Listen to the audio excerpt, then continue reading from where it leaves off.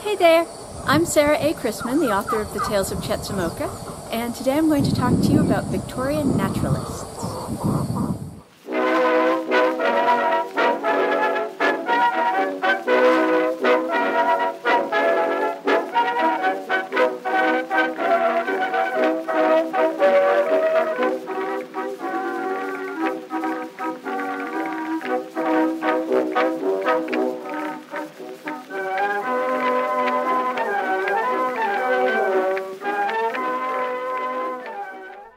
In The Tales of Chetzemoka, awkward Ethel Hauser is the scientist in our group of friends.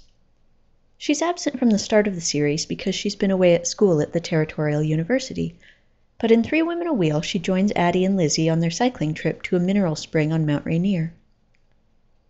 Setting out for the mountain with a collection of geology lectures and a guide to the study of insects in her tricycle basket, she spends the ride collecting ferns, rocks, insects, and finally the ultimate specimen, a live saw-whet owl, which becomes her pet. Victorians in general tended to take a more hands-on approach to the natural world than their modern counterparts. In the late 19th century, taxidermied birds frequently adorned ladies' hats, and fashion magazines of the time advised that if two birds appeared on the same hat, they should be a male and a female pair with the male in a courtship pose. If three birds appeared, the advice was for the third to be another male, arranged as a rival to the first. Arranging such elaborate little dioramas required significant knowledge of how the live animals behaved.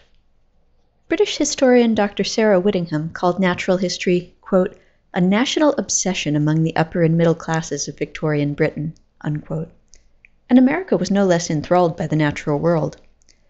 This was, after all, the era when Darwin published his theories on evolution, the time when cell theory was pioneered, and the period that saw the first Neanderthals excavated, all of which made people re-examine their place in the general dance of life. Lower-class Victorians made important contributions to the field of natural history as well.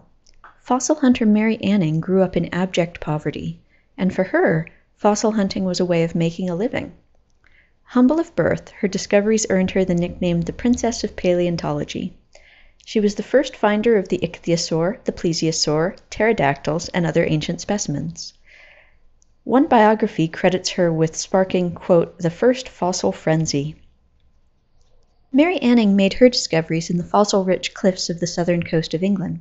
However, in an era when many homes were heated by coal, sometimes all it took to find simple plant fossils was a close look through the coal delivery before shoveling it into the fire.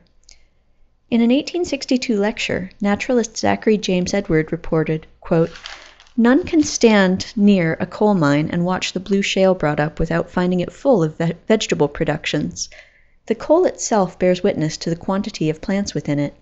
Unquote.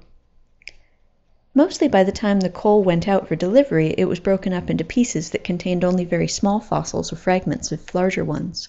But naturalists looking for lovely specimens of fossilized ferns knew that haunting the local colliery was a pretty good way to find them. Speaking of ferns, it's worth mentioning that the 1870s witnessed an absolute mania for the lush greenery of living ferns.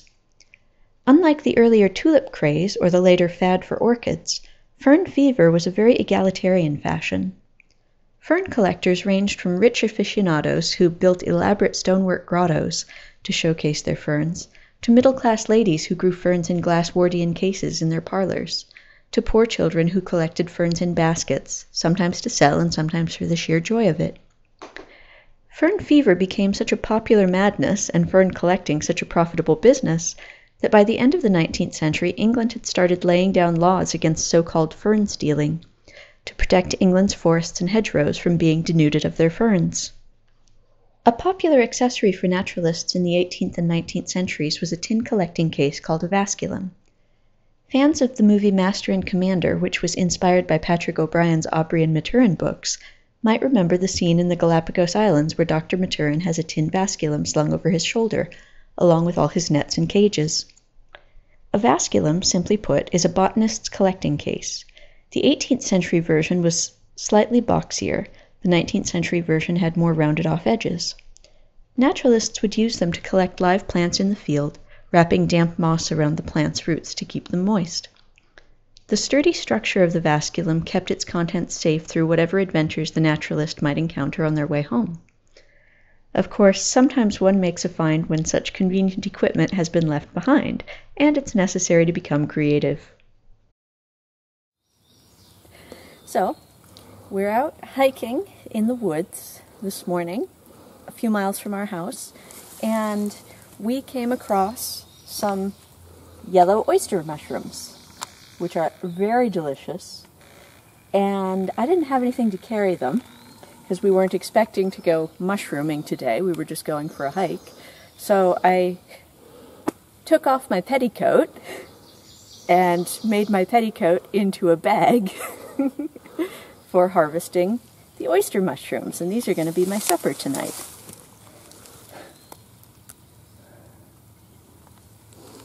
See, this is the value of wearing layers. You never know when they're going to come in handy. These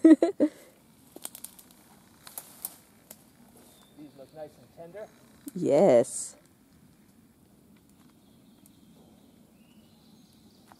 Wow.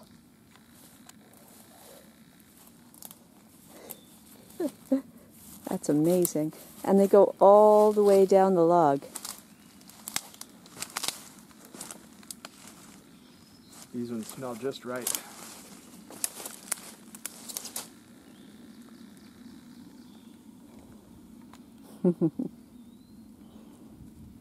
Nice. So here's Gabriel with our good couple pounds of yellow oyster mushrooms, which are in my petticoat, because we were not expecting to go foraging today. We just happened upon them. And here is the log, well, rather entire fallen tree that has these mushrooms growing all the way up.